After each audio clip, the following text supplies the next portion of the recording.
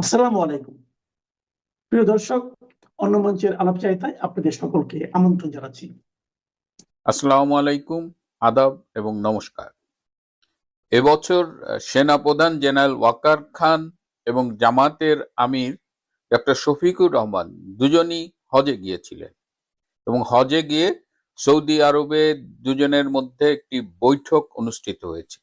সেই বৈঠকে কি আলোচনা হয়েছে আর কারা উপস্থিত ছিল, এবং এই মুহূর্তে আমরা লক্ষ্য করছি যে বাংলাদেশে মার্কিন এবং ব্রিটিশ রাষ্ট্রদূত ব্রেন্ট ক্রিস্টেনসন এবং সারা কুক তারা ভীষণ দৌড়ঝাঁপ শুরু করেছেন।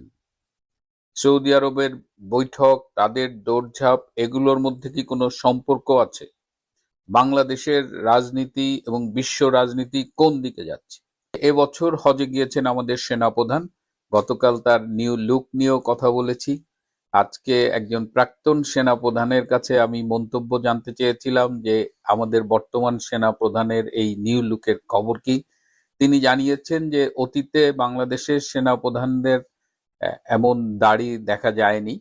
দাড়ি সেনাপ্রধানরা রাখতে পারবেন না এমন কোনো কথা নেই, তবে সেনাবাহিনীর কিছু রুলস ফলো করে এই দাড়ি রাখতে হয়। আর তিনি বললেন যে এর আগেও অনেক সেনাপ্রধান ছিলেন যারা ব্যক্তিগতভাবে ভীষণ ধর্মভীরু ছিলেন, তারা অনেকেই 5 ওয়াক্ত নামাজ পড়তেন, কিন্তু কেউই জেনারেল ওয়াকারের মতো এতটা প্রদর্শনবাদী ছিলেন না, যে ধর্মচর্চা এই প্র্যাকটিসগুলো এত পাবলিকলি কেউ করেননি। এই প্রথম জেনারেল ওয়াকার করছেন, এবং তিনি চমৎকার একটা উদাহরণ দিয়েছেন যে পাকিস্তানের বর্তমান যে আর্মি চিফ আসিম মুনির, তিনি হাফেজ, কিন্তু তাই বলে তো তিনি দাড়ি রাখেননি বা তার বেশভূষা চালচলনে মনে হয় না যে হাফেজ এই বিষয়টা তিনি সামনে আনেন। যাই হোক, যে বিষয় বলছিলাম, যে হজে গিয়ে জামাতের প্রধান ডক্টর শফিক এবং সেনাপ্রধান জেনারেল ওয়াকার খানের মধ্যে একটি একান্ত বৈঠক অনুষ্ঠিত হয়েছে, এবং সেই বৈঠকে আরো 2-1টি দেশের প্রতিনিধি উপস্থিত ছিল। সেই বৈঠকের মূল আলোচনা ছিল যে বাংলাদেশে বিএনপি এখন টেরিবলি ফেল করছে, বিএনপি দেশটা ভালো মতো চালাতে পারছে না, তারেকের দক্ষতা সক্ষমতা নিয়ে প্রশ্ন উঠছে, এমনকি বিএনপির ভেতরেও এই আলোচনা হচ্ছে যে তারেক রহমান পারছেন না, বা তার ভেতরে সেই রাষ্ট্র চালানোর মতো, সরকার প্রধান হবার মতো ম্যাচিউরিটি দেখা যাচ্ছে না। তো সেই প্রেক্ষিতে জামাত চেয়েছিল এবং সেনা প্রধানের সাথে আলোচনা করেছে যে মূল যে গেমটা ছিল ডিপ স্টেটের জামাতকে ক্ষমতায় আনা, ইনুস যেটা চেষ্টা করেছে, সেই খেলাটা আবার তারা চায় যে বাংলাদেশে বিএনপি যে ব্যর্থ হচ্ছে তার প্রেক্ষিতে জামাতে ইসলামকে আবার ক্ষমতায় আনার একটা চেষ্টা করা। তো সেখানে উপস্থিত যে অন্যান্য পরাশক্তির প্রতিনিধিরা ছিলেন, তারা বলেছেন যে বর্তমান বিশ্ব বাস্তবতায় জামাতে ইসলামকে বাংলাদেশে আর সামনে ক্ষমতায় আনার কোনো সুযোগ নেই। তার মানে এই যে ওয়াকার এবং শফিক সাহেবের যে বৈঠক, সেই বৈঠকটা সেই দৃষ্টিকোণ থেকে বলা যায় যে ব্যর্থ হয়েছে। তাহলে বাংলাদেশে এই যে দুজন রাষ্ট্রদূতের কথা বললাম, ব্রেন্ট ক্রিস্টেনসন এবং সারা কুক, তারা এত দৌড়ঝাঁপ কেন করছে? এদিকে ইরানের 3জন ভারতীয় নাবিক নিহত হয়েছেন, এবং তার ফলশ্রুতিতে ভারত কিন্তু তীব্র প্রতিক্রিয়া জানিয়েছেন, আমেরিকার কাছে কড়া প্রতিবাদ জানিয়েছেন, এবং ডোনাল্ড ট্রাম্প রিসেন্টলি একটা টুইট করেছেন, সেখানে তিনি জানিয়েছেন যে ইরানের সাথে খুব দ্রুতই শান্তি চুক্তি স্বাক্ষরিত হতে যাচ্ছে, এবং এই শান্তি চুক্তিতে এই সংঘাতের সবগুলো পার্ট, একেবারে মধ্যপ্রাচ্যের সৌদি আরব, ইউনাইটেড আরব আমিরাত, ওমান, বাহরাইন, কুয়েত, এদিকে পাকিস্তান, ওদিকে তুরস্ক এবং ইন্ডিয়া সহ যারা ছিল, সবাই মোটামুটি এই শান্তি চুক্তিটার ব্যাপারে একমত হয়েছে, এবং সবার সম্মতিক্রমে এই চুক্তিটি স্বাক্ষরিত হবে। মার্কিন ভাইস প্রেসিডেন্ট জেডি ভ্যান্স জানিয়েছেন যে অচিরেই জেনেভায় এই চুক্তিটি সকল পক্ষের উপস্থিতিতে স্বাক্ষরিত হবে। তো এই যে 5 দিনের জন্য শুরু করা একটা যুদ্ধ, ইরানকে ধুলোয় মিশিয়ে দেওয়ার যে যুদ্ধ, সেটা শেষমেশ এমন একটা পর্যায়ে গিয়ে শান্তি চুক্তি স্বাক্ষর হওয়ার মধ্যে শেষ হতে যাচ্ছে যেখানে বলা যায় যে আমেরিকার যা যা চেয়েছিল তার অধিকাংশই আর পূরণ হয় নাই। হয়তো ইরানের কিছু ক্ষতি হয়েছে, কিন্তু ইরান যেভাবে ঘুরে দাঁড়িয়েছে তাতে বিশ্ব রাজনীতিতে ইরানের অবস্থানটা কিন্তু পোক্ত হলো। এদিকে রাশিয়া, ইন্ডিয়া এবং চায়না এই মুহূর্তে যতটা ঐক্যবদ্ধ, সেটা কিন্তু আমেরিকার একক সুপার পাওয়ারের জায়গাটাকে নাড়িয়ে দিয়েছে। তো সব মিলিয়ে বিশ্ব রাজনীতি এখন নতুন করে ফর্মুলেট হচ্ছে। বলা যায় যে বিশ্ব রাজনীতির সমীকরণ বদলে গেছে, এবং এই বিশ্ব পরিবর্তিত রাজনৈতিক অবস্থায় গতকাল 11ই জুন ছিল বঙ্গবন্ধু কন্যা আওয়ামী লীগ সভানেত্রী শেখ হাসিনার কারা মুক্তির দিবস।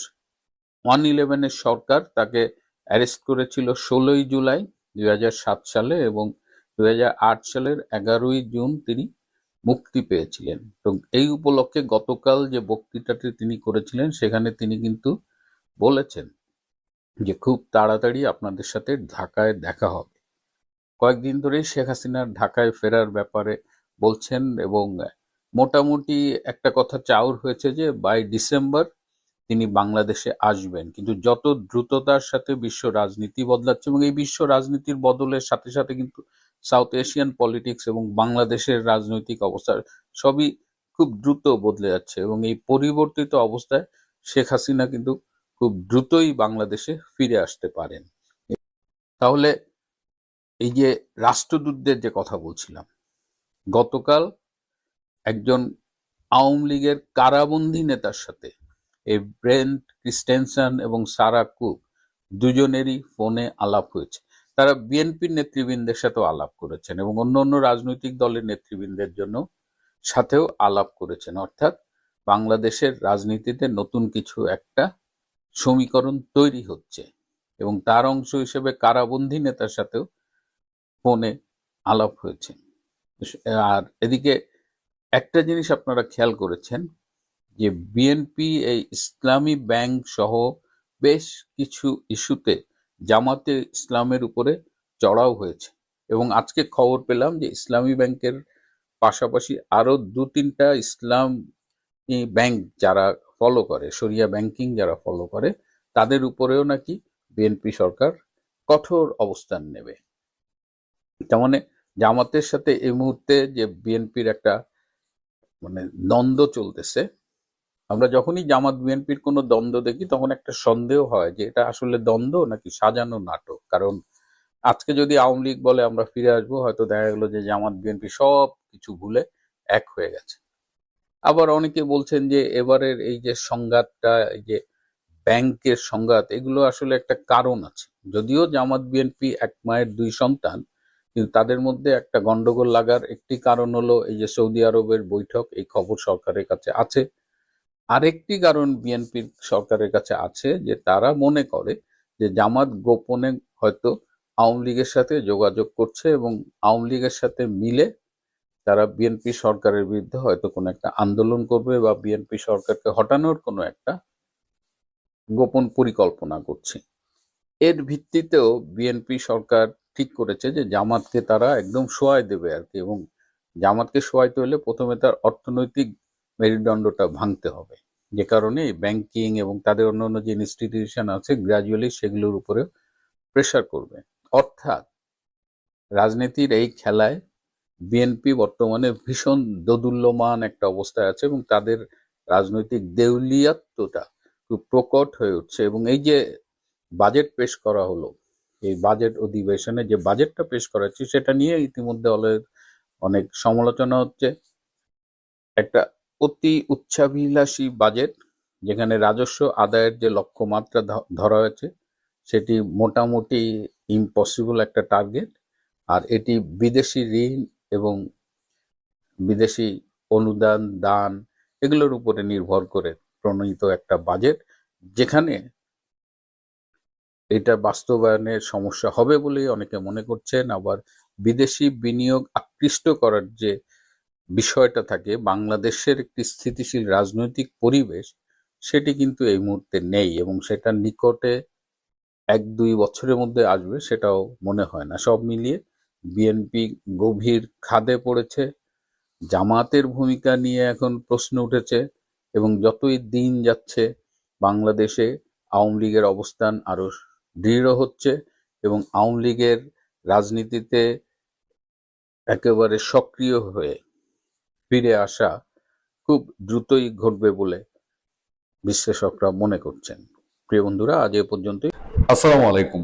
এই বাংলাদেশে বৈষম্য বিরোধী ছাত্র আন্দোলনের, তথাকথিত বৈষম্য বিরোধী ছাত্র আন্দোলনের সমন্বয়কদের উপরে গর্দিশ নেমে এসছে। সারা দেশে 3টা ঘটনা ঘটে আছে, জানেন আপনারা। একটা হচ্ছে সেই মাহাদি, হবিগঞ্জের সেই কুখ্যাত স্বঘোষিত পুলিশ হত্যাকারী সমন্বয়ক মাহাদি। সেই মাহাদির পেছনে একদম আঠার মতো লেগেছিল ছাত্রদল। প্রথম দিনের মিশন ফেল করেছে, প্রথম দিন মৌকা মতো ধরতে পারেনি। মাহাদি হুদৌড় দিয়ে থানায় গিয়ে আত্মরক্ষা করতে পারলেও দ্বিতীয় দিন হবিগঞ্জের ডিসি অফিসে তারে আচ্ছা মতো ধুলাই দিয়েছে ছাত্রদলের নেতাকর্মীরা। এবং আরো একটি ঘটনা ঘটেছে নেত্রকোনায়। জাহাঙ্গীরনগর বিশ্ববিদ্যালয়ের এক সমন্বয়ককে নেন্টু করে তাকে দিয়ে নাকে খত দেওয়ায় জয় বাংলা বলিয়েছে ছাত্র লীগের লোকজন। আবার ফরিদপুরের ভাঙাতে এক সমন্বয়কের বিরুদ্ধে বিশাল মিছিল টিছিল হয়েছে। মানে সারা দেশে বলতে পারেন এদের বিরুদ্ধে একটা রীতিমতো, যেটা আমরা বলেছি ইউনুস আমলে, যে ইউনুস আমল গেলে পরে এসব সমন্বয়ক কোথায় খুঁজে পাওয়া যাবে। এবং আগামী আগস্টে, এই যে আর 2 মাস পরে আগস্ট, 5ই আগস্টে নিজেদেরকে জুলাই যোদ্ধা দাবি করবে। এই যোদ্ধা দাবি করাটা মানুষ বের করে দিবে। তো এর পার্ট হিসাবে এই মাহাদির ঘটনাটা আমরা প্রথম আলোচনায় নিয়ে আসতে চাই। মাহাদিকে এবার সাইজ করার মধ্যে দিয়ে একটা জিনিস আমার কাছে মনে হয়েছে, যে ধরেন মুক্তিযুদ্ধেও রাজাকারদের মুক্তিযোদ্ধারা হত্যা করেছে, কিন্তু এভাবে খুঁচিয়ে খুঁচিয়ে নিরীহ রাজাকারদের, অনেক রাজাকারকে মুক্তিযোদ্ধারা ক্ষমাও করে দিয়েছে। যে হয়তো শান্তি কমিটিতে ছিল কিন্তু কোনো অন্যায় অত্যাচার নিপীড়নের মধ্যে যায় নাই, তাকে মুক্তিযোদ্ধারা মাফ করে দিয়েছে। কিন্তু যাদেরকে শাস্তির আওতায় আনছে তাদেরকে, এই যে হবিগঞ্জের বানিয়াচং থানার পুলিশের ইন্সপেক্টর, তাকে যে এই যে মাহাদি যেরকম দম্ভ করে বলেছে যে আমরা এসআই সন্তোষকে পুড়িয়ে মেরেছি, বানিয়াচং থানা জ্বালিয়ে দিয়েছি, এইরকম নির্মম ভাবে পুলিশ নিরীহ পুলিশকে বা নিরীহ মানুষকে মুক্তিযোদ্ধারা খুঁচিয়ে খুঁচিয়ে আগুনে পুড়িয়ে মারেনি, বরঞ্চ দেশের নিরীহ মানুষদেরকে পাকিস্তানিরা আগুনে পুড়িয়ে মেরেছে, বাড়িঘর জ্বালিয়ে দিয়েছে। যেই স্টাইলটা এই তথাকথিত জুলাই যোদ্ধারা, তারা 24 জুলাই আগস্টে তারা এটা বলবৎ রেখেছিল। এবং মাহাদির সবচেয়ে বড় অপরাধ হলো, সে তো স্বঘোষিত হত্যাকারী, এটা যে সে নিজে হবিগঞ্জের শায়েস্তাগঞ্জ থানায় গিয়ে ঘোষণা করেছে যে হ্যাঁ আমি পুলিশ হত্যা করেছি, এটা হচ্ছে তার জন্য সবচেয়ে বড় ডেঞ্জারাস অপরাধ ছিল। আপনারা, আমি খবরের নজর দেওয়ার আগে দেখেন, এই যে ডিসি অফিসে ধুলাইটা খেয়েছে, চান্দিমান্দি ফাটায় দিয়েছে ছাত্রদল মোটামুটি, যা দেখা যাচ্ছে এবং ভিডিওতে যা শোনা যাচ্ছে।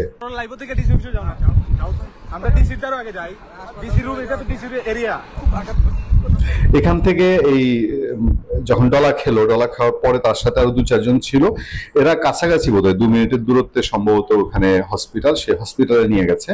এবং এই হসপিটালে নিয়ে গিয়ে তারাই নিজেরা দাবি করছে যে ছাত্রদল তাদেরকে ধুলাই দিয়েছে।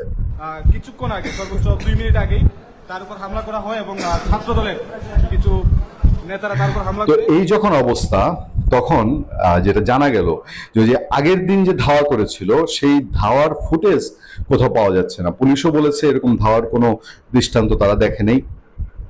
আবার ছাত্রদল অস্বীকার করেছে তারা এমন কিছু করে নাই, মাহাদি নাকি তার নিজের মিডিয়া কাভারেজের জন্য সেই সব ছড়িয়েছে। তো মাহাদির দিক থেকে দাবি হলো যে ডিসি অফিসের একটা সিসি ক্যামেরায় তাকে যে ছাত্রদল আগের দিন ধাওয়া করেছে, এইটার নাকি ফুটেজ আছে। এবং সেই ফুটেজের জন্য সে তথ্য অধিকার আইনে ডিসি অফিসে একটা অ্যাপ্লিকেশন নিয়ে যায় এবং সেখানেই মাহাদিকে মৌকা মতো পেয়ে যায় হচ্ছে ছাত্রদলের নেতাকর্মীরা। খবরটা এরকম যে থানায় রক্ষা পেলেও ডিসি অফিসে মার খেলেন সেই সমন্বয়ক মাহাদি।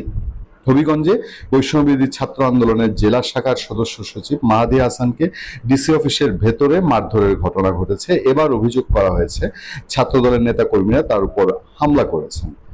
বৃহস্পতিবার দুপুরে এ ঘটনা ঘটে বলে সামাজিক যোগাযোগ মাধ্যমে একটি ভিডিও ছড়িয়ে পড়ে। ওই ভিডিওতে বলতে শোনা যায়, ডিসি অফিসের ভেতরে ছাত্রদলের হামলার শিকার হয়েছেন তিনি। এর আগে গতকাল ছাত্রদলের কর্মীরা হামলা চালাতে আসছেন অভিযোগ করে মাহাদি বুধবার নিজের ফেসবুক অ্যাকাউন্টে লাইভ করেন। এ সময় দেখা যায় তিনি আতঙ্কে কাঁপছেন। প্রাণ বাঁচাতে আরেকজনকে সঙ্গে নিয়ে রিকশায় করে ছুটছেন হবিগঞ্জ সদর থানার দিকে। লাইভের শেষ দিকে তিনি থানা কম্পাউন্ডের ভেতরে ঢুকে পুলিশের কাছে সাহায্যের আর্তি জানান।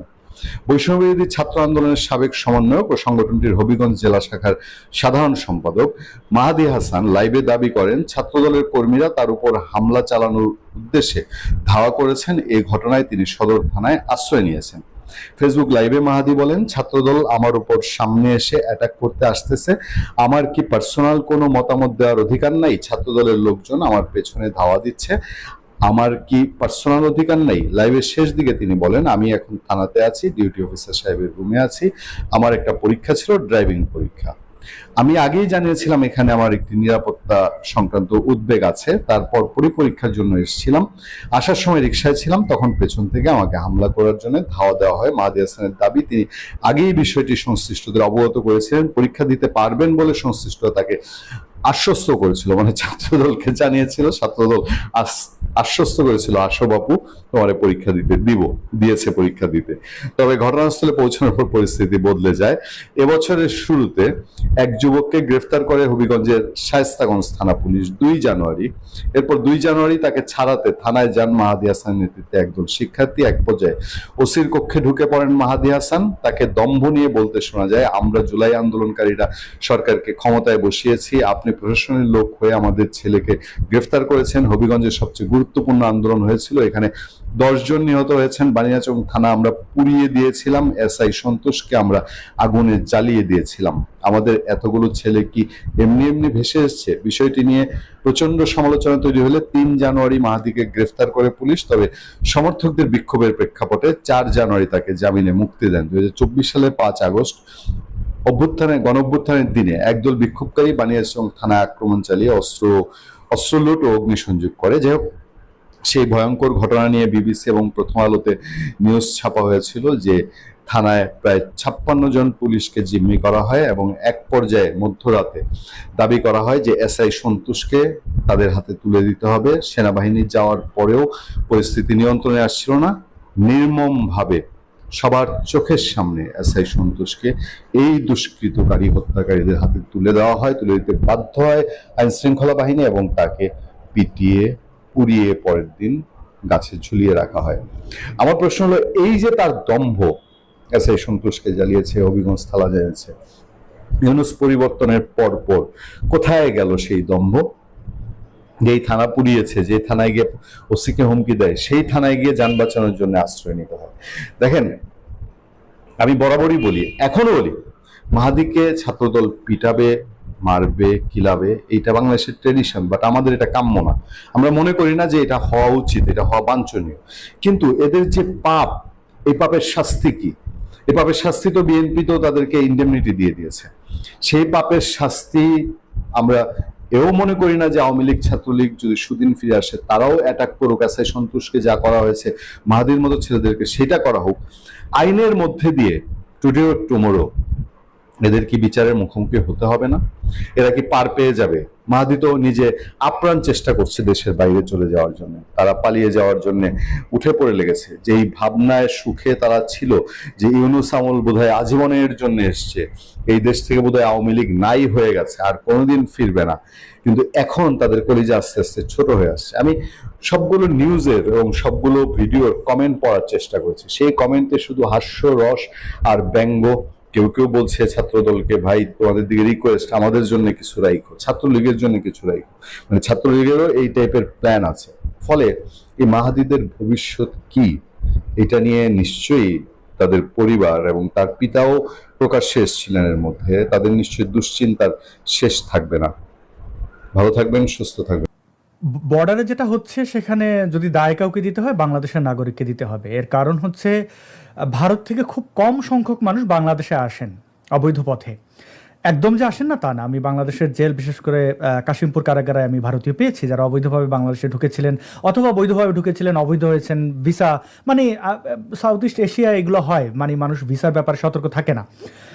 বাংলাদেশ থেকে ব্যাপক পরিমাণে ভারতে কর্মসংস্থানের জন্য মানুষ গিয়ে থাকেন বা বিভিন্ন অপরাধ করে পালিয়ে যাওয়ার একটা প্রবণতা রয়েছে ভারতে। আর একটা সংখ্যা, সেটা সবচেয়ে বেশি, যারা হচ্ছে বাংলাদেশের ধর্মীয় সংখ্যালঘু, তারা আসলে দেশ ত্যাগ শখ করে না। পৃথিবীর কোনো মানুষই তার মাতৃভূমি, তার ভিটামাটি ছেড়ে অন্য কোথাও যায় না একান্ত বাধ্য হলে। লোভে পড়ে আপনি অন্য কোনো দেশে গিয়ে থাকতে পারেন, কিন্তু ভিটামাটি ছেড়ে যাবেন না। এটা এটা এটা সকল ক্ষেত্রে প্রযোজ্য। আপনি দেখবেন যারা বড় বড় চোর, এই যে আপনি দেখেন বেগমপাড়া, ত্রিকমপাড়া গেছে, কিন্তু টাকা পাচার করে, কিন্তু তাদের কিন্তু রুট এই জায়গায় রেখে গেছে। তো বাংলাদেশ থেকে যারা ধর্মীয় সংখ্যালঘু যায়, তারা কিন্তু জীবিকার জন্য না, ওখানে আসলে জীবন বাঁচানোর জন্য যায়, এবং তাদের ভারতের জীবনটা খুব সুন্দর না। ধরেন একজন খুনি, অনেক খুনি, এই বঙ্গবন্ধুর খুনি মাজেদকেও তো কলকাতা থেকে ধরে আনা হলো, 17 বছর সেখানে সে আত্মগোপনে ছিল। এরকম খুনি যারা যায় বা বড় কোনো অপরাধী, তাদের একটা বুঝ থাকে যে আচ্ছা আমি আকাম করে আসছি, মানে দুধের স্বাদ ঘোলে মেটানো, মানে অন্য একটা দেশে থাকতেছি হিন্দু হয়ে অন্য নামে, আমার জন্য এটাই ভালো। কিন্তু যারা হিন্দু ধর্মাবলম্বী, বৌদ্ধ ধর্মাবলম্বীরা বিতাড়িত হন, তাদের তো আসলে দুঃখের শেষ থাকে না। এবার হচ্ছে এই যে যাতায়াত, যান কিভাবে? আফগানিস্তান থেকে যখন আমেরিকা চলে গেল, সেখানে আমরা দেখেছি বিমানে ঝুলে ঝুলে কিন্তু মানুষ বাঁচার চেষ্টা করেছে, অথচ যে কেউ জানে যে বিমানে ঝুলে যাওয়া যায় না, উড়ন্ত অবস্থায় পড়তে দেখেছি মানুষ। তো এটা কখন করে? বাধ্য হয়ে। পৃথিবীর কোনো মাইগ্রেশন যদি সেটা কোনো আদর্শ বা বিশ্বাসের কারণে হয়, বিতাড়িত হতে হয়, সেটা বৈধ পথে হয় না। আমি জীবন বাঁচাতে দেশ ছাড়তে হয়েছে, সেটা বৈধভাবে পারি নাই, চেষ্টা করেছি, এয়ারপোর্টে অ্যারেস্ট হয়েছি, পরে আমাকে লাইন বি চুজ করতে হয়েছে। তো আমি দীর্ঘদিন ভারতে ছিলাম, ভারত থেকে বৈধ পথে বের হয়েছি। তো ভারতে তো আমরা ভারতের জন্য অনিরাপদ নয়, কিন্তু অনিরাপদ কারা? খুনি ডাকাতরা। এবার স্মাগলিং যেটা হয় বর্ডারে, সেই ক্ষেত্রে ভারত কিন্তু বাংলাদেশিদের নিয়ে অনেক চাপে থাকে। আজকে একটা ভিডিও দেখছিলাম, ভারতীয়দের সবজি, শাকসবজি নিয়ে এসছে, লাউ এনে বলতেছে ভারতীয় লাউ নিয়ে আসছি। তো এরকম কাজ করে, গরু চুরি করে নিয়ে আসে। আর অন্যান্য মাদক চোরাকারবারি, গরু চোরাকারবারির সাথে বাংলাদেশের দালালরা সবচেয়ে দুঃসাহসী হয়, কারণ বাংলাদেশের কোনো বর্ডার নয়, আছে ভারতের। তো ভারতীয় স্মাগলাররা সাধারণত বাংলাদেশে আসে না। যে কোনো বড় দেশের সাথে ছোট দেশের এই পার্থক্য থাকবে, শুধু ইকোনমিতে না, মানুষে মানুষে ভেবে থাকবে। বর্ডার অঞ্চলে ভারতীয়রা বাংলাদেশিদেরকে দেখতে পারে না, মিসকিন ফকিন্নি মনে করে। যেমনটা সৌদি আরবে বাংলাদেশে মুসলমান যত বড় হাজি হন, যত বড় টুপি হন, ওই যে দাঁত ভাঙা পীর চরমনায়, তারে জেলে রাখছে না 40 দিন, সে কিছু ওখানে ওয়াজ করতে, ধরে নিয়ে জেলে ঢুকাই দিছে। তো এগুলো আসলে মানে এই বৈষম্য থাকে। এখন যা বলার আমাদের স্বরাষ্ট্রমন্ত্রী বলে দিয়েছেন, ভারতের সীমান্তে অভ্যন্তরীণ জায়গায় বাংলাদেশের নাগরিক গিয়ে যদি কোনো অপরাধ করে, তাহলে এটা তাদের আইনে যেটা বিচার হবে, এটাকে বর্ডার কিলিং বলা যাবে না। আমারও একই বক্তব্য। আমি 4 বার বর্ডার ক্রস করেছি, তো আমার কখনোই মনে হয় না বিএসএফ গুলি করে। যদি আপনি মিউচুয়াল দালাল ধরে যান, তাদের একটা বৈধ পথ না হলে অবৈধ পথেও বৈধ লাইন আছে, মানে তাদেরকে জানান দিয়ে যাইতে হবে। আর স্বাভাবিকভাবে বন্দুক নিয়ে বসে আছে, আপনি তাদের ফাঁকি দিলে তার বন্দুকটা দিছে কেন? সে তো তার এটা ক্ষমতা দেখাবে। ফেলানির লাশ নিয়ে অনেক কথা বলা হয়। যারা বর্ডারে গেছেন, কাঁটাতার দেখেছেন অনেক উঁচা, ওইখানে ক্রেন দিয়ে কাউকে ঝুলাইতে হবে, কোনো মানুষ যে টাইনা তাকে ঝুলাইতে পারবে না, কারণ ওইটা কোনো পিকনিক স্পট না, কোনো পাহাড় না যে ট্রেকিং করে আপনি উঠে গেলেন। ফেলানি পার করছিল, গুলি করছে, ওই সময় ঝুলা ছিল, তারা লাশ সরানো মনে করে নাই, এটা প্রয়োজন মনে করে না, এটা অমানবিক কাজ। কিন্তু ফেলানি নিজেই ওই বর্ডারটা ক্রস করছিল। আন্তর্জাতিক আইনে যে কোনো দেশের এটা কেন, মেক্সিকো থেকে যখন ইউএসএতে ঢোকে তাদের সাথে কি ভালো ট্রিট করে? বলা হয় যে আমেরিকা হচ্ছে আইনের দেশ।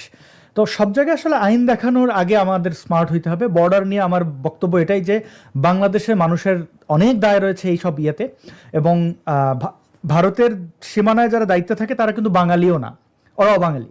অবাঙালিরা শুধু বাংলাদেশের বাঙালিকে অপছন্দ করে না। 1971-এ এই অবাঙালিরা আমাদের দেখেন, 71-এর আগে 52-এ ওরা বাঙালিকে পছন্দ করে না। তেমনিভাবে ভারতের যারা গুজরাটি, মারাঠি, বাঙালিরা আসলে ইন্টেলেকচুয়াল, অনেকটা বিড়ালের মতো বলতে পারেন, মানে কিছু করবে না, খাবে আর কি, বুদ্ধি দিয়ে অনেক কিছু করে, এই কারণে হিংসা করে। আপনি বলিউডে দেখেন বাঙালিদের অবস্থান, আপনি অভিনয় শিল্পী থেকে শুরু করে সঙ্গীত শিল্পী, বড় একটা দখল কিন্তু বাঙালির আছে, এবং পশ্চিমবাংলার বাঙালিরা অনেক পড়াশোনা করে, তো ফলে তাদেরকে আসলে হিংসা করে। এটা জাতিগত বৈষম্য বলতে পারেন। সেক্ষেত্রে বাংলাদেশে বাঙালিকে কেন সে হিসাব করবেন? এক হচ্ছে বাঙালি, আর এক হচ্ছে মুসলমান। তো আমি যদি বন্দুকের সামনে নল দেই বা একটা বাঘের সামনে যায় যদি বলি আইন অনুযায়ী তুমি সুন্দরবনেই থাকবে, আমার কামড় দিতে পারবে না, এটা কিন্তু হবে না। বড় আপনি তার টেরিটরিতে যায় যদি আপনি এই ফাতরামিগুলো করেন, কেন? মানে সে তো বাংলাদেশে ঢুকে মারছেন, আপনি যাচ্ছেন কেন তার ওইখানে? নোম্যান্স ল্যান্ড আছে, বাংলাদেশের বর্ডার সীমানা নাই, সীমানা রেখা নাই, খোলা ওপেন। তো মানুষ অনেক, এই গতকালকে দেখছিলাম একটা পাগল লোক, সে বর্ডারে চলে যাচ্ছে, বিএসএফ তাকে ধরে আনছে, বিজিবি তারে ধরে আনছে, ধরে এনে থামাইতে পারতেছে না লোকজন, সে যাবেই। এখন এরকম লোকজন গেলে ওই প্রান্তে যে বিএসএফ আছে সে কেমনে বুঝবে কোনটা পাগল আর কোনটা এই জিনিসগুলো আমাদেরকে নিয়ন্ত্রণ করতে হবে। আপনি শুরুতেই বলেছেন যে প্রথমেই আমার ভাবির পোলারা, দেশের মৌলবীরা এবং দেশের 2-4 জন এমপি, অসমমন্ত্রীরা তা বলে না, 2-4 জন এমপি তারা বলতেছে যে এগুলো ভারতীয় মুসলমানকে পাঠাচ্ছে। আচ্ছা, আমি ধরে নিলাম যুক্তির খাতিরে ভারতীয় মুসলমান, রোহিঙ্গা মুসলমানদের কি এদের কি দুলাভাই হয়? আর ভারতীয় মুসলমান কি তাদের সুধীর ভাই হয়? ওদের নিবে না কেন? যদি ওদের কথাও সত্য হয়, তো মুসলমান তো ভাই ভাই, সব মুসলমান তো একই জায়গা চাই। সারাদিন তো তারা ভারতের মুসলমানের অধিকারের জন্য আন্দোলনও করে, কান্নাকাটিও করে। এই তো পয়েন্টে আসছে, মরে গেল ভারতীয় মুসলমান, মরে গেল। ভারতের মুসলমানের জন্য হাই হুসেন হাই হুসেন হাই হুসেন হাই হুসেন করে কারবালার মতো। এখন ভারতের মুসলমান যদি সত্যিই পাঠায় নিতে সমস্যা কোথায়? আমি তো সমস্যা দেখি না। তার মানে তারা ভণ্ড, মিথ্যুক। তাদের যে ইসলাম প্রেম, মুসলমান প্রেম, ভারতীয় মুসলমান প্রেম, এগুলো মিথ্যা কথা। এইবার আসি, এরা কারা? এরা 99% জন বাংলাদেশি মুসলমান। একজন হয়তো বাংলাদেশি হিন্দু থাকতে পারে, বা 2 জন হয়তো বাংলাদেশি হিন্দু থাকতে পারে, অথবা 101 ভুলক্রমে ইন্ডিয়ান লোকও চলে আসতে পারে। তাহলে থাকলো কত? 97%। কিন্তু 97% কিন্তু সত্যি সত্যি বাংলাদেশি মুসলমান। আসাদ দেশ থেকে পালিয়ে যেতে বাধ্য হয়েছিল। কারণ কি? দেশ কেউ ছাড়তে চায় না, দরিদ্র মানুষটিও দেশ ছাড়তে চায় না। আরে ভাই, এই বাংলাদেশের সংখ্যালঘুরা, হিন্দুরা, খ্রিস্টানেরা, বৌদ্ধরা কত নির্যাতিত, তারপরেও কিন্তু তারা দেশ ছাড়তে চায় না। এমনকি শুধু দরিদ্র না, ধনীরাও ছাড়তে চায় না। কেন ছাড়তে চায় না? দেশের প্রতি একটা মিনিমাম মায়া মমতা মানুষের থাকে, মিনিমাম। ওই যে আসাদ আরেকটা কথা বলছে যে যারা এই যে বেগমপাড়া, তারপরে নদীপাড়া, ও না থুকু বেগমপাড়া কি বলে ফেলছে, আস্তে করে এরকম পাড়া পুরা তারা বানায় বিদেশে, তারপরে কিন্তু বাড়িঘর 2-4টা দেশে রাখে। এটা তো আপনি জানেন। মিনিমাম এই লুটপাটকারী বদমাইশদেরও নারী টানের প্রতি একটা টান থাকে। তাহলে যারা মরার পর্যন্ত কবরটা যাতে আমার বাপের কবরের পাশে, এমন একটা আসতে পারে, তাও না আসতে পারে। ওই বেগমপাড়া যে টাকা নাকি নদীপাড়া টাকা পয়সা চুরি করলো, এগুলো আবার পাঠায় দেশে মসজিদ বানায়, মাদ্রাসা বানায়। এটা কিন্তু অন্তত ভুল করে না, এটা তো জানেন। যাই হোক, তাহলে এরা 97% মুসলমান এবং বাংলাদেশি মুসলমান। তাদেরকে কেন বাংলাদেশে ঢুকতে দিবে না? এখন আমাদের দৃক শহীদুল, ফটোগ্রাফার ফ্রুটিলা নাকি কারা, এরা এখন কোথায়? তারপর কমরেড আনু বিহারি, যার জন্য বাংলাদেশের বিহারীদের জন্য তাদের মানবতা জেগে যায়, তারা এখন কোথায়? এখন ওই যে আরেকটা কি শাইয়ান নাকি শাওয়ান কারা যেন আছে। আমাদের দুর্ভাগ্য যে এরা আমাদের সাথে গণজাগরণ মঞ্চে ছিল, তাই না স্যার? যে এই বদমাইশ গুলো, যে এই সমস্ত টিভি স্টেটের লোকগুলো আমাদের সাথে ছিল, মানে আমরাও তাদের সাথে ছিলাম, চিনতে পারি নাই তখন, তাই না? তার গানে কত হাততালি দিয়েছি। তো এরা এখন তাদের মুসলমানের জন্য, রোহিঙ্গার জন্য লেখে, এমনকি পাকি বীজ নিয়ে গান লেখে। এখন আর এই বাংলাদেশি অনুপ্রবেশকারী মুসলমানদের কষ্ট নিয়ে শাইয়ানরা আর কোনো গান আর গাথে না, কোনো মিউজিক আর হয় না। আর তাদেরই বা কি দোষ দিব? বাংলাদেশের চামড়া আলা পীর, চামড়া সারা পীর, তারাই এখন মুসলমানের চেতনা, ইসলামী চেতনা জজবা জাগে না। এটা জাগে না কেন জানেন? এরা হচ্ছে জামালপুরা পাগলা। যদি লস হইতো না, তাইলে কিন্তু বলতো ফিরাই দাও। বুঝতে পারছেন? কারণ এই 97% অনুপ্রবেশকারী প্রতিদিন যদি 1 টাকা পাঠায়, 1 কোটি মিনিমাম যদি ধরে নেই, 1 কোটি যদি অনুপ্রবেশকারী মুসলমান বাংলাদেশি ভারতে থাকে, 1 টাকা পাঠাইলে প্রতিদিন 1 কোটি, 100 টাকা পাঠাইলে প্রতিদিন 100 কোটি, 500 টাকা পাঠাইলে প্রতিদিন 500 কোটি। এই যে 500 কোটি টাকা আসে, যদি এটা উল্টা যাইতো না, তাইলে দেখতেন কি চেঁচামেচি গবেষণা শুরু হয়ে যেত।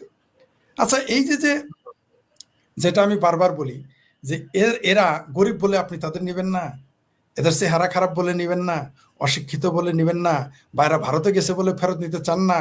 কিন্তু আমেরিকা থেকে যখন গলায় বেরি, কোমরে দড়ি, হাতে হ্যান্ডকাপ, এগুলো পয়রা পাঠাই দিল, তখন তো টুটি করতে পারলেন না আমেরিকার বিরুদ্ধে। শুধু কি তাই, আমেরিকার মহামান্য প্রেসিডেন্টের নামে একটা মহিষ রাখা হয়েছে, মহিষের নাম। সেই মহিষের আপনি নিজের বাড়িতে ফ্যান থাকেন না, তাই মহিষের জন্য ফ্যান পর্যন্ত দিয়েছেন। কোরবানি দিবেন তো দূরের কথা। আসলে বাংলাদেশি মুসলমান হলো শক্তের ভক্ত, নরমের জম। আফগানিস্তানে যখন সোভিয়েত ইউনিয়নের সাথে ফাইট হতো, যখন আফগানিরা জিততো খুব মর্দে মুজাহিদ, যখন হারতো তখন কি করতো জানেন? দাড়ি চেষে, পাঞ্জাবি কাবলি রেখে পালায় চলে যেত, দাড়ি চেষে টুপি ফেলে। এমনকি আফগানিস্তানের 90 দশকে ব্লেডের দাম বেড়ে গেছিল দাড়ি চাষার। কারণ দাঁড়িয়ালা হইলে ধরে ফেলবেন, তাড়াতাড়ি দাড়ি কাটতো, দাড়ি ব্লেডের দাম বেড়ে গেছিল। এরা হলো শক্তের ভক্ত নরম একজন। আর এইখানে এখন বাংলাদেশের যারা সাধারণ মানুষ, দরিদ্র মানুষ, যদিও তারা একটাও ভারতের পক্ষে না, একটাও হিন্দুদের পক্ষে না, ওইখানে জায়গা যায় দরিদ্র মানুষ, দরিদ্র বলেই তো সে গিয়েছে, নইলে সেও জানে ওটা হিন্দুর দেশ, সেও জানে ভারত গরুর মুত খায়, সেও জানে ভারতের লোক রাস্তায় হাগে মুতে, সেই বাড়িতে গিয়ে কামলা দেয়, সেই বাড়িতে গিয়ে কাজের বুয়া হয়। আসলে এটা তার মানবিক কারণ, অমানবিক। তাদের জীবনটা এমন পরিস্থিতি হয়েছে যে কত কষ্টে তারা ভারতে গিয়ে কাজের বুয়া হয়। তারপরে আমাদের বাংলাদেশের শাসকদের লজ্জা নাই যে আমাদের এই 1 কোটি মানুষ বিদেশে গিয়ে যদি, মানে ওই যে আপনি শুরুতেই বলেছেন যে মধ্যপ্রাচ্যে আমরা কামলা দিতে গেলে নিজের মনে করে বিরাট কাজ করে ফেলছি, মানে বিষয়টা এরকম কর্তাই গেছে, সুধীর ভাই আনন্দের সীমা নাই, আমাদের সুধীর ভাই গুলো আমরা খুশি হই, আমাদের অর্থনৈতিক পরিস্থিতি এমন।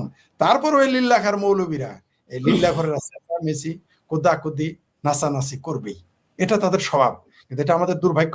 আমাদের শাসকদের উচিত যে এই নিরীহ দরিদ্র সাধারণ মানুষগুলোকে বাংলাদেশে, যেহেতু ভারত বলেছে তাদের মামলা করবে না, তাদের আসতে দেওয়া উচিত। এই বদমাইশি, এই বীরত্ব বার্মার সীমান্তে কিন্তু আমরা দেখি নাই।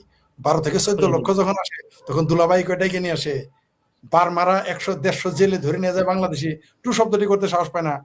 বার্মার আরাকান সন্ত্রাসীরা বাংলাদেশে এসে নাচে কুদে গান গায়, সেইখানে গিয়ে তো আমরা এই যে বাংলাদেশে মরতে মুজাহিদ আর বিজেপির মতো মরতে মুজাহিদ যাদের কথা বললেন, ফটোশুট নেয়, আশেপাশে থাকে যুদ্ধ ভাব, আশেপাশে ব্যাংকারের পাশে থাকে শিশু, কি হাস্যকর। যাদের যুদ্ধবিদ্যা সম্পর্কে ধারণা তারা দেখলে হাসবে, ব্যাংকারের পাশে কোনদিন শিশু থাকে? দেখুন, মার্কিন রাষ্ট্রদূত ব্রায়ান ক্রিস্টেনসেন যখন সিনেটে শুনানিতে বলেন যে বাংলাদেশে ওনার আসার দায়িত্বের অন্যতম লক্ষ্য হলো চীনকে ঠেকানো, তখন বোঝাই যায় যে উনি বাংলাদেশকে একটা তৃতীয় বিশ্বের দেশ এবং এখানে উনি আগ্রাসন চালাতে আসবেন বা আমাদের উপরে হুকুমদারি করতে আসবেন। আর দীনেশ ত্রিবেদী, যিনি ভারতের হাই কমিশনার ডেজিগনেট, মানে এখনো তো তিনি পরিচয়পত্র প্রদান করেননি, তিনি বেনাপোল স্থলবন্দরে পা রেখে বলেছেন একই আকাশ, একই বাতাস, একই জল। এইটা হলো পার্থক্য, যে একজন রাষ্ট্রদূত আসছে আমাদের উপরে খবরদারি করার জন্য, আর অন্যজন আসছেন সৌহার্দ্যের বার্তা নিয়ে, সম্প্রীতির বার্তা নিয়ে, ভালোবাসার বার্তা নিয়ে। কাজেই একজন মার্কিন রাষ্ট্রদূত বা পশ্চিমা রাষ্ট্রদূত যেই হোক, সে কখনো তো আমাদের বাঙালির আবেগ অনুভূতি বোঝে না, এবং এই মার্কিন যুক্তরাষ্ট্র তো আমাদের আবেগ অনুভূতি বোঝে না দেখি ওরা তো 71-এ আমাদের বিরুদ্ধে অবস্থান নিয়েছিল পাকিস্তানি হানাদার বাহিনীদের পক্ষে। কাজেই এখানে আমি ব্রায়ান ক্রিস্টেনসেনের মতলবের সাথে দীনেশ ত্রিবেদীর উদ্দেশ্যকে এক করব না। দীনেশ ত্রিবেদীর আসারটা একেবারেই ভিন্ন একটা উদ্দেশ্য, এবং আমরা একদম প্রতিবেশী রাষ্ট্র, কাজেই বাংলাদেশের অনেক কিছুতেই ভারতের ম্যাটার করে, ভারতের অনেক কিছু বাংলাদেশে ম্যাটার করে। উনি যেটা বলেছেন এসেই সৌহার্দ্যের বার্তা, উনি বলেছেন 140 কোটি মানুষকে আর বাংলাদেশের 20 কোটি, ওনার ভাষায় আসলে 18 কোটি, ওটাকে উনি আলাদা করে দেখতে চান না। উনি বলেছেন দুই দেশ, এখানে আমরা প্রযুক্তিতে বিশ্বে আমরা লিডার। উনি বলেছেন দুই দেশ মিলে যে রাষ্ট্রীয় ক্রিকেট খেলে তাহলে কি অবস্থা। এই যে বার্তাগুলো উনি দিয়েছেন, একজন রাজনীতিবিদ দীনেশ ত্রিবেদী বাংলাদেশের মাটিতে পা রেখে, এই বার্তা কিন্তু 71-এর পর ভারতের যত রাষ্ট্রদূত বাংলাদেশে আসছেন কেউ সেই বার্তাটা দেননি। শেখ হাসিনা এবার সরাসরি দেখা হবার বার্তা দিলেন তার নেতা কর্মীদের। কোথায় দেখা হবা? দিল্লিতে, কলকাতায়? না, বাংলাদেশের মাটিতে শেখ হাসিনা তার দলের নেতা কর্মীদের সরাসরি দেখা হওয়ার আশাবাদ ব্যক্ত করেছেন, দৃঢ় আশাবাদ ব্যক্ত করেছেন। প্রায় 1 মাস আগে, গত 17 এপ্রিল শেখ হাসিনার স্বদেশ প্রত্যাবর্তন দিবসে এক ভার্চুয়াল বক্তব্যে তিনি দেশে ফিরবার দৃঢ় আশাবাদ ব্যক্ত করেছিলেন, এবং পরবর্তীতে বিভিন্ন গণমাধ্যমের সাক্ষাৎকারেও তিনি সেটি বলেছিলেন, এবং সেটি কিন্তু চলমান রয়েছে, চলছে তার এই বক্তব্য। কিন্তু গতকাল তার কারামুক্তি দিবস, 2008 সালের এই দিনে 11 জুন তিনি কারামুক্ত হয়েছিলেন। সেই সময়ের 111 সরকারের কারাগারে বন্দী থাকবার পরে কারামুক্ত হয়ে ডিসেম্বরে 2008-এর নির্বাচন করে তিনি ক্ষমতায় এসেছিলেন এবং সেই দিবসটি গতকালকে আওয়ামী লীগ পালন করেছে ভার্চুয়ালি দলের সোশ্যাল মিডিয়ায়। এবং সেই সোশ্যাল মিডিয়া বক্তব্যে শেখ হাসিনা আবারও নতুন করে বার্তা দিলেন যে আমাদের সাথে আমাদের সবার সশরীরে দেখা হবে দেশের মাটিতে। কিন্তু কোন প্রক্রিয়ায়? শেখ হাসিনার এই কথাগুলো শুনে অনেকে হয়তো বিশ্বাস করেন না, কিন্তু সত্যিকার অর্থে বিশ্ব পরিমণ্ডলে, দেশীয় পরমণ্ডলে একটা বুদবুদ শুরু হয়ে গেছে। পানি গরম চলছে, কিন্তু পানি নামানোর সময় হয়ে গেছে। বুদবুদ চলছে যে শেখ হাসিনা আসলে দেশে ফিরবেন। এটা এখনো অনেকের বিশ্বাস হবে না, আওয়ামী লীগারদেরও বিশ্বাস হবে না, কারণ 2 বছর তো এভাবে চলেছে। ভাই, একটা কথা মনে রাখবেন, সবকিছুর একটা শেষ আছে। 1975-এর পরেও আওয়ামী লীগ নিয়ে নানা অনিশ্চয়তার দোলাচলে দুলতে ওনার নির্বাচনে অংশগ্রহণ করেছিলেন। শেখ হাসিনা 81 সালে ফিরেছিলেন এবং দীর্ঘদিন পর নানা টানাপোড়েনের পরে 96 সালে ক্ষমতায় এসেছিলেন। 21 বছর পর ক্ষমতায় এসেছিলেন। বিএনপি ক্ষমতায় এলো 18 বছর পর, 18-19 বছর পর। বিএনপির ক্ষমতায় আসাটা প্রহসন, সমঝোতার মাধ্যমে, কিন্তু আওয়ামী লীগ ক্ষমতায় এসেছিল 21 বছর পর। এবার কিন্তু আজকে কিন্তু প্রযুক্তির যুগ, ডিজিটাল যুগ। আগের মতো মানুষে মানুষে যোগাযোগ বিচ্ছিন্নতার যুগ নয়, কিন্তু এখন মানুষে মানুষে নিবিড় যোগাযোগের যুগ। এবার 21 বছরের তো প্রশ্নই আসে না। 21 বছর তো দূর কি বাত। দেশের পরিস্থিতি ইতিমধ্যে আওয়ামী লীগের পক্ষে, আওয়ামী লীগের অনুকূলে। এখন আওয়ামী লীগ নেতারা দেশে আসবেন, আওয়ামী লীগ প্রধান শেখ হাসিনা দেশে আসবেন এবং আওয়ামী লীগ নেতারা ধীরে ধীরে শেখ হাসিনার আগেই আসবেন, এমন আভাস গতকালকের অনুষ্ঠান থেকেও পাওয়া গেছে। আমি এগুলো বলছি, অনেকেই হয়তো ভাবছেন যে কিভাবে সম্ভব, কিভাবে 75-এর পরেও ভেবেছিলেন। 75-এর পরে আওয়ামী লীগ ফিরেছে, আওয়ামী লীগ ক্ষমতায় ফিরেছে। 96, 2001, 5 বছরের একটা শাসন কাঠামো পরিচালনা করেছে। এরপরে 2009, 24, 16 বছরের শাসন পরিচালনা করেছে। আবারও আওয়ামী লীগ ফিরবে, আবারও আওয়ামী লীগ ক্ষমতায় আসবে। আপনি মানুন আর না মানুন, বিশ্বাস করুন আর না করুন, বিশ্ব ব্যবস্থায় বুদবুদ শুরু হয়ে গেছে আওয়ামী লীগ ফেরবার। আর এই বুদবুদ থেকে শেখ হাসিনা আত্মবিশ্বাসের সাথে বলছেন যে আমি দেশে ফিরবো এবং সশরীরে আপনাদের সাথে দেখা হবে।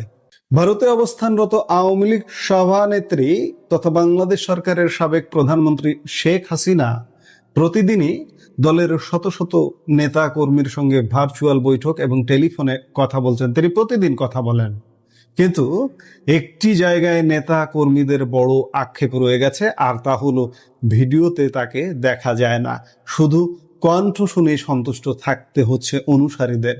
তবে এই আক্ষেপ আর বেশি দিন থাকছে না। গতকাল বৃহস্পতিবার এরকমই এক ভার্চুয়াল সভায় শেখ হাসিনা সহাস্যে এক বড় ঘোষণা দিয়েছেন।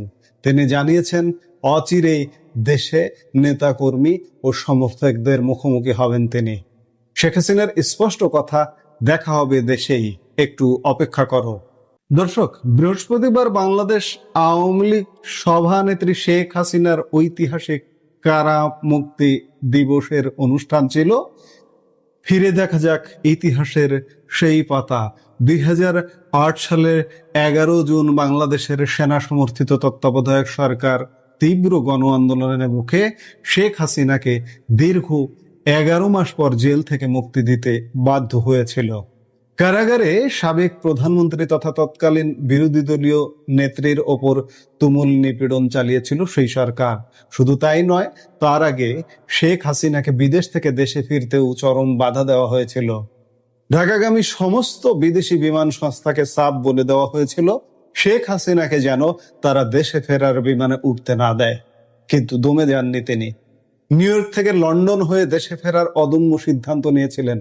শেষ পর্যন্ত নানা নাটকীয়তার পর দেশে ফিরতে পারলেও তৎকালীন সরকারের আক্রোশে তাকে কারাগারে যেতে হয়। শেখ হাসিনা কিন্তু অদম্য মানুষ। শেখ হাসিনাকে 2008 সালেও কিন্তু দেশে ফিরতে বাধা দেওয়া হয়েছিল, কিন্তু তবুও তিনি বাংলাদেশে ফিরে এসেছিলেন, কারাগারে গিয়েছিলেন, ক্ষমতায় গেছেন, এবারও তিনি দেশে ফিরবেন। সেই শক্তি, সেই সাহস, সেই আত্মবিশ্বাস তার আছে।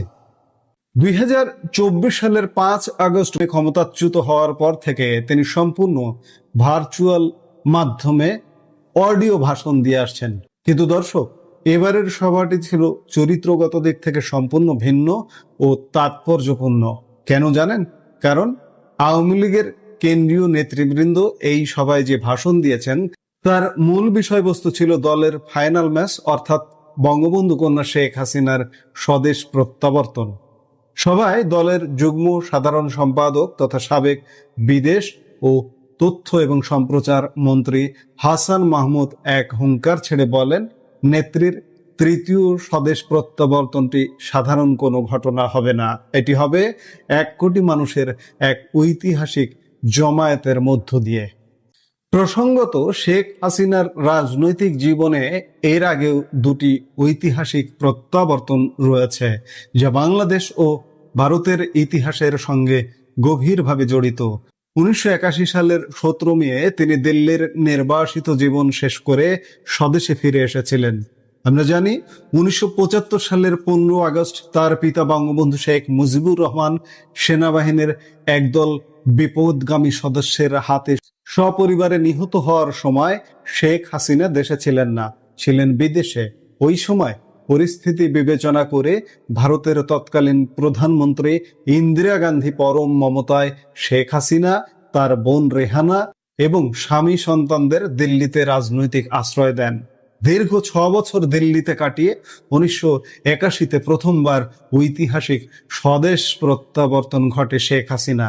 আর দ্বিতীয় স্বদেশ প্রত্যাবর্তনটি হয়েছিল 2008 সালে তৎকালীন তত্ত্বাবধায়ক সরকারের জাতাকল ভেঙে। গতকাল বৃহস্পতিবার ভার্চুয়াল সভায় অধিকাংশ বক্তার ভাষণে মূল অভিমুখ বা লক্ষ্য ছিল 2টি। 1, দলে যে কোনো মূল্যে ঐক্য রক্ষা করা এবং 2, নেত্রীর স্বদেশ প্রত্যাবর্তনকে ত্বরান্বিত করা। এই সংকটের দিনে বহুদিন পর এই ধরনের দলীয় সভায় শেখ হাসিনার বোন শেখ রেহানার নাম অত্যন্ত শ্রদ্ধার সঙ্গে উচ্চারিত হয়।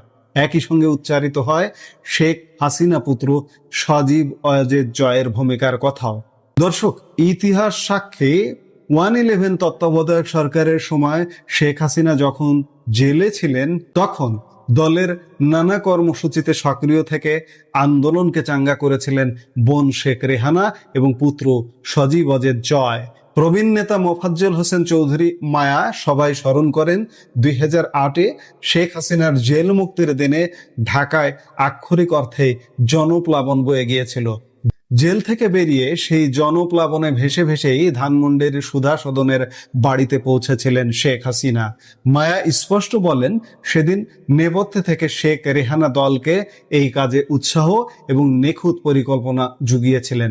স্বয়ং শেখ হাসিনাও সেই সব কঠিন দিনে বোন শেখ রেহানার অবদান কৃতজ্ঞতার সাথে উল্লেখ করেন। একই সঙ্গে শেখ হাসিনা সহ অন্যান্য নেতারা বাংলাদেশের সাবেক রাষ্ট্রপতি তথা আওয়ামী লীগ নেতা জিল্লুর রহমানের সেই সংকটময় সময়ের প্রশংসনীয় ও অকুতোভয় অবদানের কথা স্মরণ করেন। একাধিক নেতা শেখ হাসিনা পুত্র জয়ের প্রশংসা করে বলেন, মা জেলে থাকাকালীন জয়ও দলকে নানাভাবে প্রাণ শক্তি জুগিয়েছিলেন। গতকালকের সভায় আওয়ামী লীগের প্রেসিডিয়াম সদস্য তথা সাবেক মন্ত্রী আব্দুর রহমান বিদেশে অবস্থানরত নেতাদের উদ্দেশ্যে এক কড়া বার্তা দেন। তিনি বলেন, আমাদের এখন উচিত হবে নেত্রী দেশে ফেরার আগেই স্বদেশে ফিরে যাওয়া এবং তার প্রত্যাবর্তন যাতে নির্বিঘ্ন হতে পারে সেই প্রস্তুতির চেষ্টা করা। তিনি দাবি করেন, দলের তৃণমূল স্তরের নেতৃত্ব সম্পূর্ণ প্রস্তুত, এখন বাকি সিদ্ধান্ত নিতে হবে ওপরের নেতাদের। ঠিক এই সময়ে সভায় ঘটে এক নাটকীয় ঘটনা। আওয়ামী লীগের এক নেতা দলের অনৈক্যের প্রসঙ্গ উত্থাপন করতে গেলে শেখ হাসিনা মাঝপথেই তাকে থামিয়ে দেন। অত্যন্ত দৃঢ় কণ্ঠে শেখ হাসিনা বলেন, আমি অনেকবার বলেছি এখন এসব নিয়ে আলোচনা করার সময় নয়, এখন আমাদের প্রত্যেকের নিজের কর্তব্য স্থির করে সেই কাজ করতে হবে। শুধু তাই নয়, ওই নেতাকে মৃদু ধমক দিয়ে শেখ হাসিনা প্রশ্ন করেন, তুমি কি মনোযোগ দিয়ে নিজের কাজটি করছো? সেটা করো। নেত্রীর এই ধমক শুনে সেই নেতা কিছুটা আমতা আমতা করে বলেন, মাননীয় নেত্রী, আমি একটু আবেগতাড়িত হয়ে কথা বলে ফেলেছি। অর্থাৎ শেখ হাসিনা বোঝাতে চাইছেন, যার বিরুদ্ধে যত অভিযোগ থাকুক না কেন, অভিযোগের সময় এখন নয়, ঐক্যবদ্ধ হওয়ার সময়। ঐক্যবদ্ধ হয়ে বিতর্কিত হাইব্রিড যা কিছু আছে সব মিলিয়ে একসাথে ফিরতে হবে। এটাই সত্য, সবাই মিলে ফিরতে হবে। ফেরার পরে কে ভালো কে খারাপ তারপরে বাছাই করতে হবে। এখন বাছাই করতে গেলে অনেক কিছু বাদ পড়ে যাবে, কাজে এই বাদ পড়া নিয়ে ফেরাটা কিন্তু কঠিন হবে। দর্শক, 2024 সালের 5 অগাস্ট আওয়ামী লীগ ক্ষমতাচ্যুত হওয়ার পর শেখ হাসিনার উপস্থিতিতে ভার্চুয়াল মাধ্যমে এ ধরনের প্রায় 25-30টি সভা অনুষ্ঠিত হয়েছে। তবে গতকাল বৃহস্পতিবারের এই সভাটি ছিল যেন সম্পূর্ণ আলাদা। শেখ হাসিনার জেল মুক্তি দিবসের অনুষ্ঠানে তার স্বদেশ প্রত্যাবর্তনের প্রত্যাশা ঘিরে পুরো সভায় ছিল একটা সেমিফাইনাল ম্যাচের মুড। প্রত্যেক বক্তার কণ্ঠে ছিল উপচে পড়া আত্মবিশ্বাস। একাধিক নেতা দাবি করেন পার্টির তৃণমূল স্তর সম্পূর্ণ প্রস্তুত। এখন দলকে শুধু কৌশলী সিদ্ধান্ত নিতে হবে যে কিভাবে এবং কত দ্রুত নেত্রীর স্বদেশ প্রত্যাবর্তন সম্ভব করে তোলা যায়। এমনকি রাজধানী ঢাকা দখল তথা অকুপাই ঢাকার ডাক দেন কয়েকজন নেতা।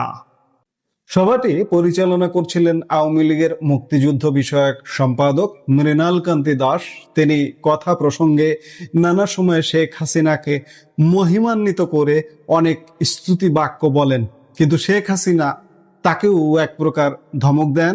সেখানেও তাকে সতর্ক করে দিয়ে বলেন, আমাকে নিয়ে এত কথা বলতে হবে না, আমার পরিচয় সবাই জানে। সবাই আওয়ামী লীগের 2 প্রেসিডিয়াম সদস্য মোফাজ্জল হোসেন চৌধুরী মায়া ও জাহাঙ্গীর কবির নানক এবং যুগ্ম সাধারণ সম্পাদক বাহাউদ্দিন নাসিম বর্তমান কঠিন পরিস্থিতিতে ছাত্রলীগ ও যুবলীগের ভূমিকার ভূয়সী প্রশংসা করেন।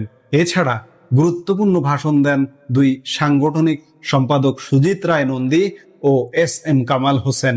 এই সবার সব থেকে বড় রহস্য বা চমক কি ছিল জানেন?